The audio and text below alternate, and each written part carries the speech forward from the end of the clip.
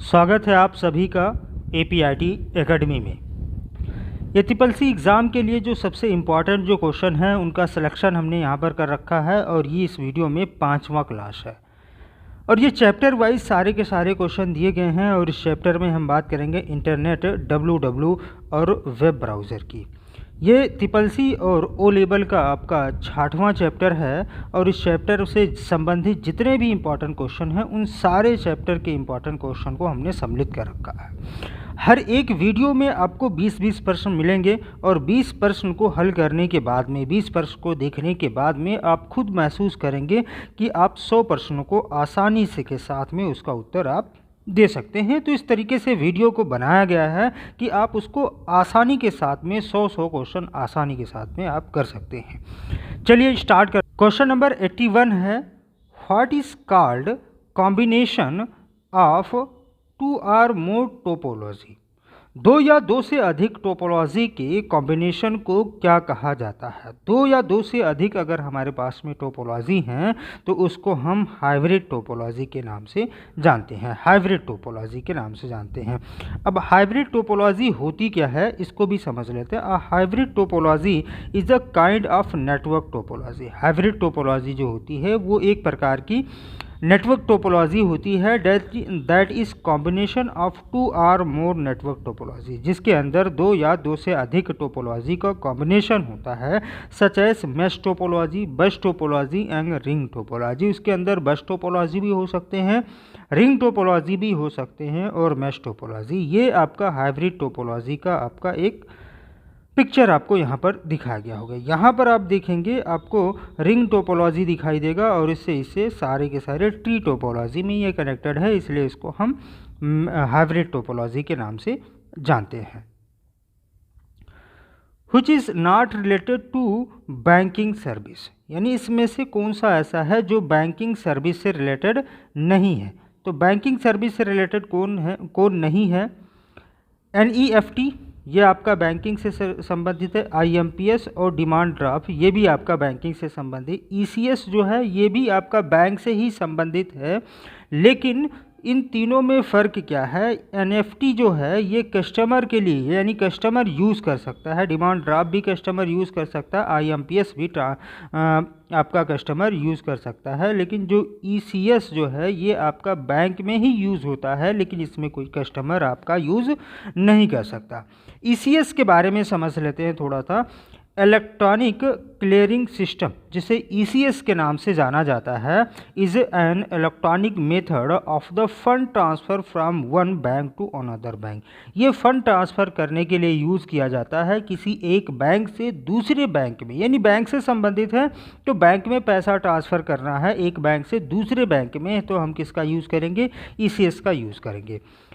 It is generally used to bulk transfer performed by the institution for the making payment like the dividend, interest, salary, pensions, telephone, electricity bill या water bill। इन सारे bill को payment अगर हमें करना है तो ECS का use कर रहे हैं, यानी बैंक में जो कर्मचारी काम कर रहे हैं उनकी सैलरी देनी है, उनकी पेंशन को पेमेंट करना है, या टेलीफोन बिल पे करना है, इलेक्ट्रिसिटी बिल पे करना है या वाटर बिल पे करना है, तो इसके लिए हम किसका यूज़ करते हैं, ECS का यूज़ करते हैं, इलेक्ट्रॉनिक क्लियरिंग सिस्टम का यूज़ करते हैं। तो ऑप्शन नंबर आपका B सही हो जाएगा। NFT जो है वो आपका नेशनल इलेक्ट्रॉनिक फंड ट्रांसफ़र जिसे कहा जाता है। IMPS का मतलब इमीडिएट पेमेंट सिस्टम जिसे कहा जाता है।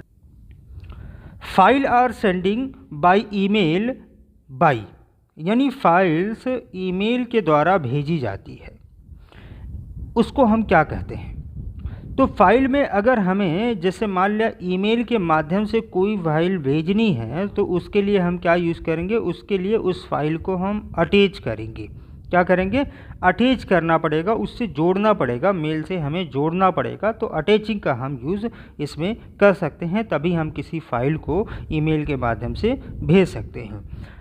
अब यहाँ पर जीमेल और याहू और मेल और ओल मेल, इसमें हम कितनी MB 25 MB डेटा को अटैच कर सकते हैं, यानी कोई भी फाइल हो जिसकी फाइल साइज़ 25 MB हो उस फाइल को हम अटैच कर सकते हैं। outlook.com और hotmail.com में आप 10 MB डेटा अटैच कर सकते हैं, mail.com में 12 MB डेटा आप अटैच कर सकते हैं।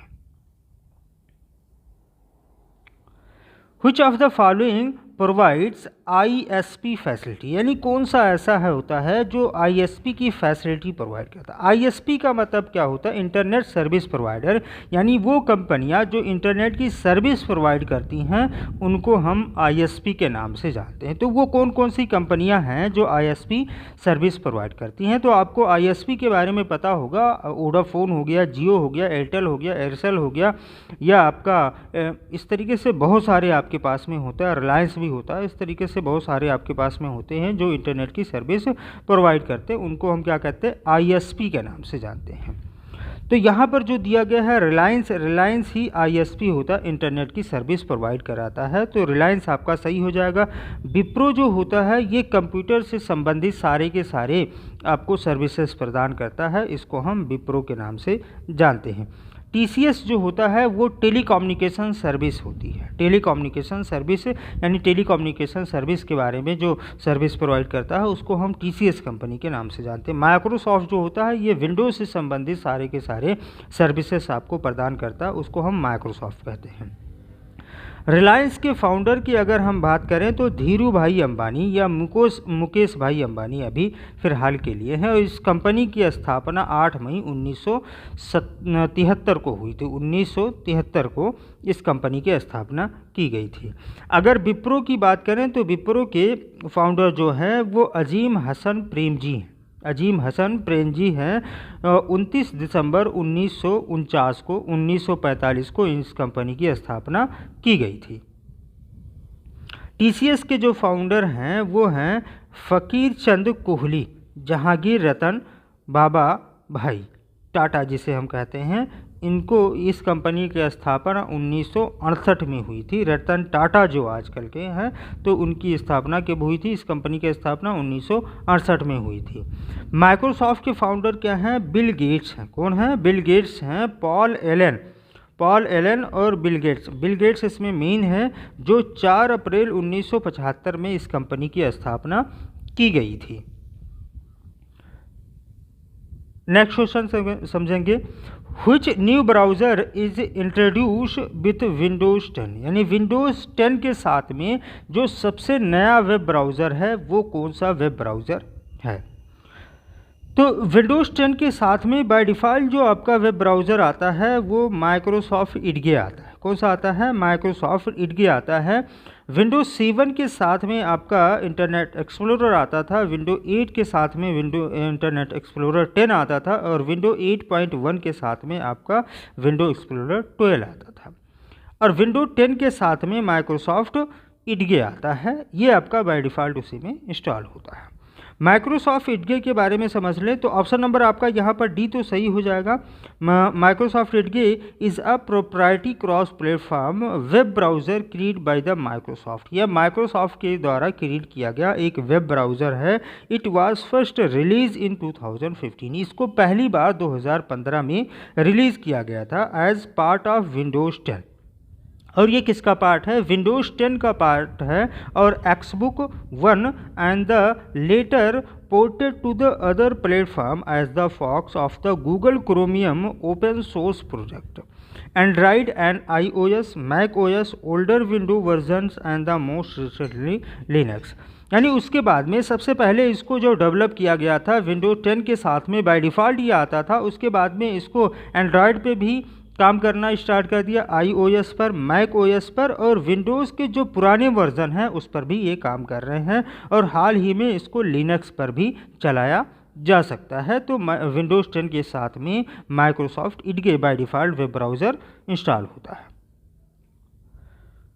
क्वेश्चन नंबर 86 है, which device can be use instead of hub, यानी हब की जगह पर हम किसका यूज़ कर सकते हैं? हब क्या होता है? हब का जो यूज़ होता है वो मल्टीपोर्ट डिवाइस को हम यूज़ करने के लिए इसका यूज़ करते हैं। यानी मल्टीपल डिवाइस हमारे पास में अगर है तो उसको हम कनेक्ट करने के लिए आपस में हम किसका यूज़ कर सकते हैं? हब का यूज़ कर सकते हैं। और हब के जगह पर यानी हब की तरह ही सेम काम करता है आपका स्विच को भी हम किस किस लिए यूज़ करते हैं, इसको मल्टीपल पोर्ट को हम कनेक्ट करने के लिए हम स्विच का भी यूज़ करते हैं। A hub is basically multi port repeater. Hub connect multiple wire coming from the difference branch. अलग अलग ब्रांच से जो आएंगे उसको कनेक्ट करने के लिए हम किसका यूज़ करेंगे, हब का यूज़ करेंगे। A router is a networking device that the forward data packets between the computer network। ये एक नेटवर्किंग डिवाइस है जो डेटा पैकेज को फॉरवर्ड करता है कंप्यूटर नेटवर्क के बीच में। A bridge is a repeater. Bridge क्या है, एक प्रकार का रिपीटर है with add on the functionality of the filtering content by the reading the MAC address of the source and destination। ये डेटा को फिल्टर करने का काम करता है, ब्रिज छानने का काम करता है और डेटा को एक सोर्स से डेस्टिनेशन तक ये पहुंचाता है। A network switch is a networking hardware that connect the devices on the computer network by the using the packet switching to receive and the forward data to the distance as over। यानी जो switch होता है ये multiple device को connect करने के लिए use किया जाता है और ये डेटा को फॉरवर्ड और सेंड करने के लिए यूज़ किया जाता है। गेटवे क्या होता है, एक गेटवे एक ऐसा हार्डवेयर डिवाइस होता है जो एक गेट की तरह होता है जो दो नेटवर्क के भीतर होता है। ये कोई राउटर, फायरवॉल, सर्वर या फिर कोई दूसरे डिवाइस भी हो सकते हैं जो कि ट्रैफिक को नेटवर्क में इन और आउट फ्लो होने की इनेबल करते हैं। उसको हम क्या कहते हैं, गेटवे के नाम से जानते हैं। तो ऑप्शन नंबर आपका यहाँ पर सी सही हो जाएगा। हब और रिपीटर दोनों एक तरीके से ही काम करते हैं। सॉरी, हब और स्विच दोनों एक तरीके से ही काम करते हैं। Standard protocol for the sending email. Email को सेंड करने के लिए जो स्टैंडर्ड प्रोटोकॉल होता है वो कौन सा प्रोटोकॉल होता है। तो यहाँ पर जो ईमेल को सेंड करने के लिए आपको जो प्रोटोकॉल यूज़ किए जाते हैं वो कई प्रोटोकॉल हैं। MIME प्रोटोकॉल है, पॉप प्रोटोकॉल, SMT, IMAP, ये तीनों यानी चारों प्रोटोकॉल आपके किस में यूज़ किए जाते हैं, ईमेल में यूज़ किए जाते हैं। एक एक को समझ लेते हैं। MIME का फुल फॉर्म क्या होता है, मल्टीपर्पज़ इंटरनेट मेल एक्सटेंशन। यानी इस पर क्या होता है कि आप इसमें ऑडियो या वीडियो मेल के माध्यम से भेजना चाहते हैं तो MIME प्रोटोकॉल का यूज़ किया जाएगा। पॉप जो है उसे हम पोस्ट ऑफिस प्रोटोकॉल कहते हैं। ये इनकमिंग प्रोटोकॉल है, यानी ईमेल को रिसीव करने के लिए यूज़ किया जाता है, इनकमिंग प्रोटोकॉल है। सिंपल मेल ट्रांसफ़र प्रोटोकॉल, ये मेल को सेंड करने के लिए इसका यूज़ किया जाता है, सिंपल मेल ट्रांसफ़र प्रोटोकॉल है। IMAP जो हुआ इंटरनेट मैसेज एक्सेस प्रोटोकॉल है, ये भी मेल को एक्सेस करने के लिए यानी इनकमिंग प्रोटोकॉल के लिए इसको यूज़ किया जाता है। तो चारों प्रोटोकॉल ईमेल से यूज़ होते हैं। मेल को सेंड करने के लिए हम किसका यूज़ करेंगे, SMTP प्रोटोकॉल का यूज़ करेंगे। और बाकी मेल को सेंड करने के लिए ये POP3 और IMAP का हम किसके लिए, मेल को सेंड करने के लिए यूज़ करेंगे। MIME के प्रोटोकॉल का यूज़ मेल के साथ में हमें किसी भी प्रकार का ऑडियो या वीडियो अटैच करना या भेजना है तो MIME प्रोटोकॉल का यूज़ किया जाता है। When was the Google founded, यानी गूगल को कब फाउंड किया गया। तो गूगल को कब फाउंड किया गया पढ़ लेते हैं उसके बारे में, गूगल के बारे में, फिर ऑप्शन लगाते हैं। Google LLC is American multinational technology company focusing on the search engine technology. ये किस पर फोकस करता है, ये अमेरिका की एक मल्टीनेशनल टेक्नोलॉजी कंपनी है। ये किस पर फोकस करता है, सर्च इंजन टेक्नोलॉजी पर फोकस करता है। ऑनलाइन एडवर्टाइजमेंट, ऑनलाइन विज्ञापन पर यह फोकस करता है। क्लाउड कंप्यूटिंग पर फोकस करता है। कंप्यूटर सॉफ्टवेयर और quantum computing, e commerce, artificial intelligence and consumer electronics, इन सारी चीज़ों पर यह फोकस करता है। जो इम्पॉर्टेंट काम होता है गूगल का वो यही है, इन्हीं सारी चीज़ों पर ये फोकस कर। गूगल वाज फाउंडेड ऑन 4 सितंबर 1998, यानी 4 सितंबर 1998 को गूगल के द्वारा फाउंड किया गया था by Larry Page and Sergey Brin. किसके द्वारा, लैरी पेज और सेरी ब्रिंग। तो गूगल को कब फाउंड किया गया था, 1998 में गूगल को फाउंड किया गया था। Which of the following is Indian first ISP, यानी भारत का जो पहला ISP है, ISP मतलब इंटरनेट सर्विस प्रोवाइडर, जो इंटरनेट की सर्विस प्रोवाइड करती है उसको हम ISP के नाम से जानते हैं। तो पहला जो ISP था वो आपका VSNL था। कौन था बीएसएनएल। बीएसएनएल को हम क्या कहते हैं, विदेश संचार निगम लिमिटेड। और भारत में इंटरनेट की शुरुआत 1995 में की गई थी, किसके द्वारा, बीएसएनएल के द्वारा ही की गई थी। तो भारत का जो पहला आईएसपी था वो बीएसएनएल ही। What is the topology, topology क्या होती है? Topology define the structure of the network. Topology क्या डिफाइन करता है, structure of network of how all the computer component are interconnected to each other. यानी कंप्यूटर टोपोलॉजी ये डिफाइन करता है कि कंप्यूटर कैसे आपस में कनेक्टेड है। यानी बहुत सारे अगर हमारे पास में कंप्यूटर कनेक्टेड हैं तो वो किस तरीके से, बीच में एक डिवाइस लगा दिया, इससे आपने कनेक्ट कर दिया, या आपने ऐसे कंप्यूटर लगा दिया और उसको रिंग में आपने कनेक्ट कर दिया। तो इस तरीके से जो कनेक्शन होगा या जिस तरीका होगा, यानी कंप्यूटर को कनेक्ट करने का तरीका कह सकते हैं या आकार कह सकते हैं, उसको हम टोपोलॉजी के नाम से जानते हैं। तो यहाँ पर ऑप्शन क्या दिया गया, network type, network shape, internet connection, all of above. तो ये नेटवर्क का एक शेप है, नेटवर्क का एक आकार है, उसी को हम टोपोलॉजी के नाम से जानते हैं। Which is the size of IPv6। IPv6 कितने बिट का होता है? तो हमने बताया था IP जो होती है वो दो तरीके से होती है, एक तो IPv4 होता है और एक IPv6 होता है।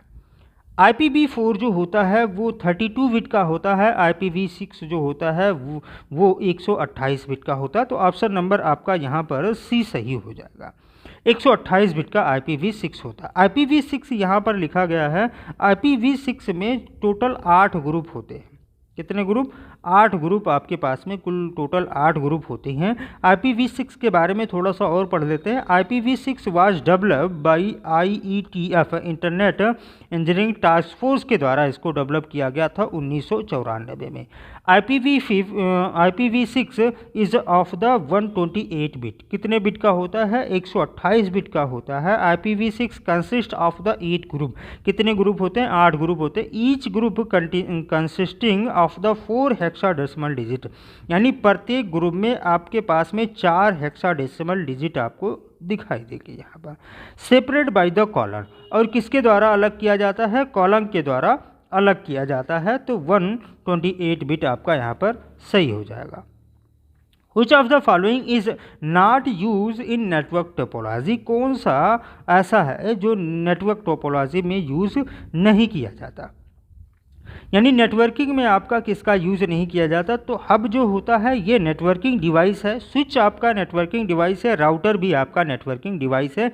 लेकिन यहाँ पर NIC जो है, नेटवर्क इंटरफेस कार्ड जिसे कहा जाता है, ये नेटवर्किंग डिवाइस नहीं, ये कंप्यूटर का एक कंपोनेंट है या कंप्यूटर की एक डिवाइस है जिस पर हम मैक एड्रेस को डिफाइन करते हैं, जिस पर मैक एड्रेस लिखा जाता है, वो NIC होता है। और नेटवर्क इंटरफेस कार्ड यानी NIC is a hardware component without which a computer can not be connect over the internet. यानी बिना NIC के हम कंप्यूटर को इंटरनेट से कनेक्ट नहीं कर सकते हैं। तो ये NIC जो है वो एक इम्पॉर्टेंट कंपोनेंट है कंप्यूटर सिस्टम का, जिसके माध्यम से हम इंटरनेट पर कंप्यूटर को कनेक्ट कर सकते हैं। What is the full form of MIME? MIME का फुल फॉर्म क्या होता है? इसको पहले भी हमने बता दिया है। इसका फुल फॉर्म होता है multipurpose mail extension, multipurpose internet mail extension. तो ऑप्शन नंबर आपका कौन सा सही हो जाएगा? ऑप्शन नंबर आपका सी सही हो जाएगा, मल्टीपर्पज़ इंटरनेट मेल एक्सटेंशन। तो ऑप्शन नंबर सी आपका सही हो जाएगा।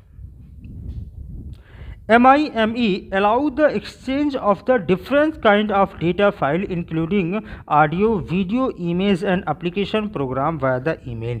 यानी ईमेल के माध्यम से अगर हमें किसी भी प्रकार की डेटा फाइल, चाहे वो ऑडियो हो या वीडियो हो या इमेज हो या एप्लीकेशन प्रोग्राम हो, उसको हमें भेजना है तो हम इस प्रोटोकॉल का यूज़ करते हैं, MIME प्रोटोकॉल का यूज़ करते हैं। नाबार्ड, ये इंपॉर्टेंट क्वेश्चन है। NABARD was founded on the whose recommendation? यानी नाबार्ड की स्थापना किसकी सिफारिश पर की गई थी? तो नाबार्ड के बारे में पहले हम थोड़ा सा समझ लेते हैं, उसके बारे में नाबार्ड को हम आगे लगाते हैं। नाबार्ड क्या होता है? नाबार्ड का फुल फॉर्म है rural infrastructure development fund.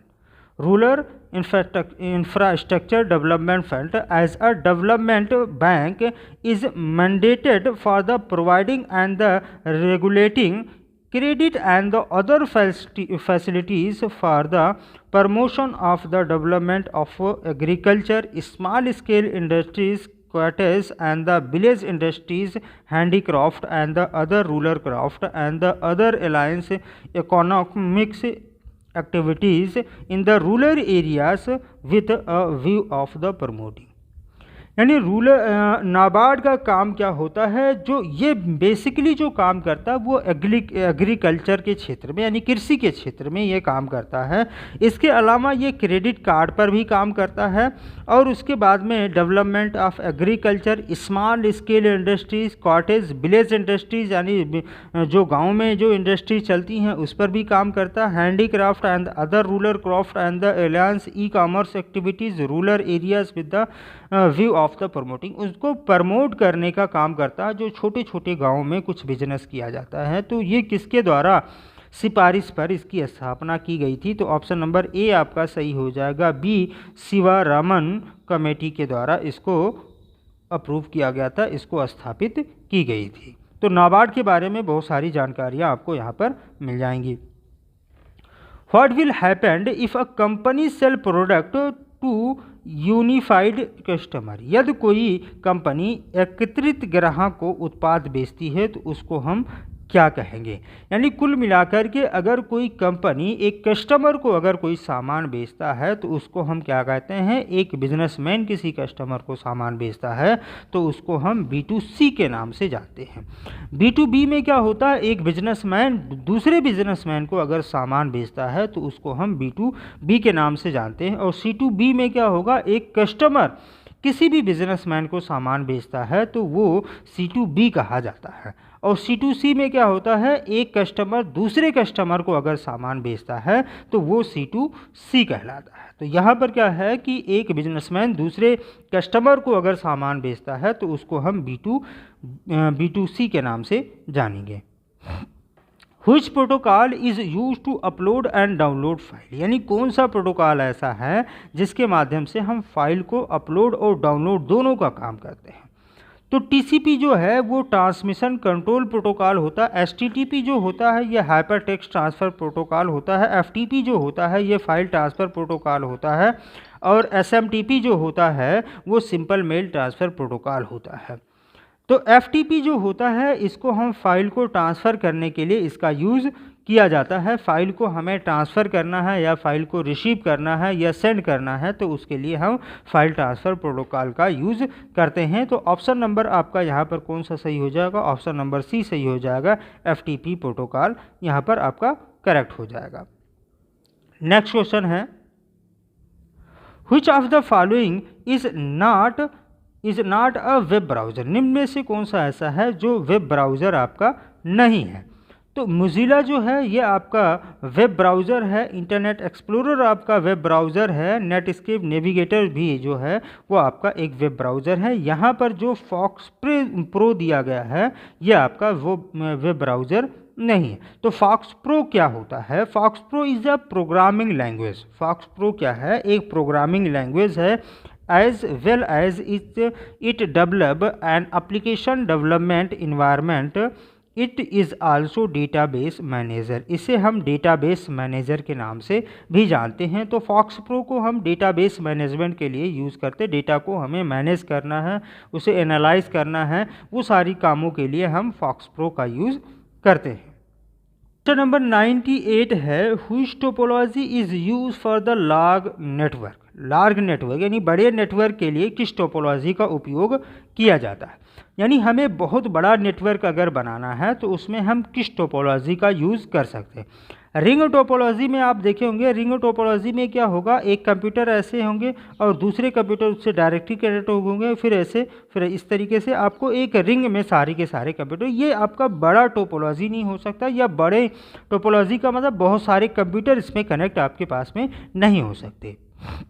Mesh topology में क्या होता है, मैश टोपोलॉजी में एक कंप्यूटर इस तरीके से लगे होते हैं, एक कंप्यूटरिस्ट के, और जितने भी कंप्यूटर होते हैं एक कंप्यूटर के साथ में दूसरे कंप्यूटर डायरेक्टली कनेक्टेड होते हैं। इसमें क्या होता है कि जो कंप्यूटर हैं वो डायरेक्टली कनेक्टेड तो होते हैं, लेकिन इसके साथ में आपकी केबलिंग की जो होती है वो ज़्यादा केबल की ज़रूरत होती है, और सबसे विश्वसनीय और सबसे एक्सपेंसिव टोपोलॉजी मानी जाती है, सबसे महंगी टोपोलॉजी मानी जाती है।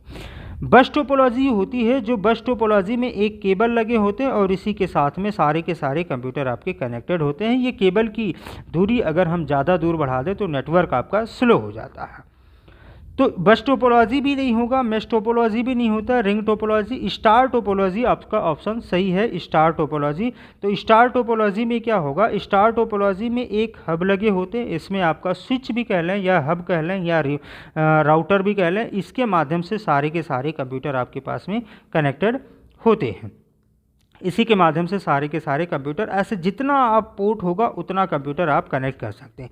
इसके अलावा अगर हम यहाँ से फिर एक हब लगा दें, फिर यहाँ से भी हम सारे के सारे कंप्यूटर हम यहाँ से भी कनेक्टेड कर सकते हैं, जितना पोर्ट होगा उतने कंप्यूटर फिर यहाँ से फिर अगर हम जोड़ना चाहें तो ऐसे हम संख्या बढ़ाते चलेंगे, तो सबसे ज़्यादा कंप्यूटर किस में कनेक्ट होंगे, स्टार टोपोलॉजी में कनेक्ट हम कर सकते हैं।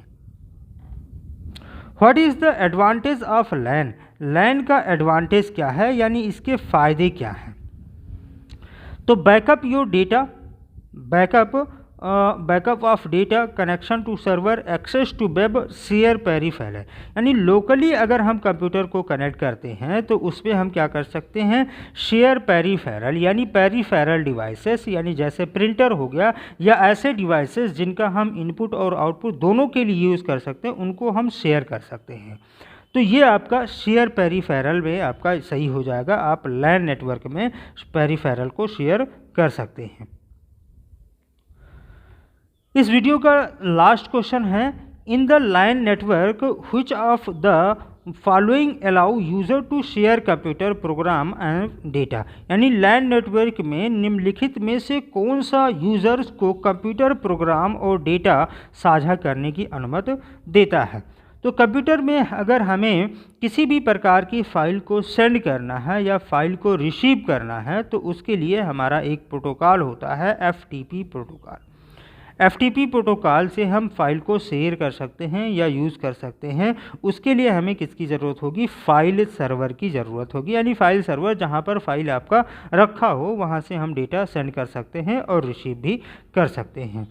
तो इस चैप्टर में या इस वीडियो में बस इतना ही। नेक्स्ट वीडियो और आएगा, एक 20 क्वेश्चन का और आएगा और ये चैप्टर आपका कंप्लीट हो जाएगा। अगर वीडियो को आपने लाइक नहीं किया हो तो लाइक कर लीजिए, कमेंट कर लीजिए और चैनल को हमारे सब्सक्राइब कर लीजिए और ये वीडियो को ज़्यादा से ज़्यादा शेयर करिए। Thank you for watching.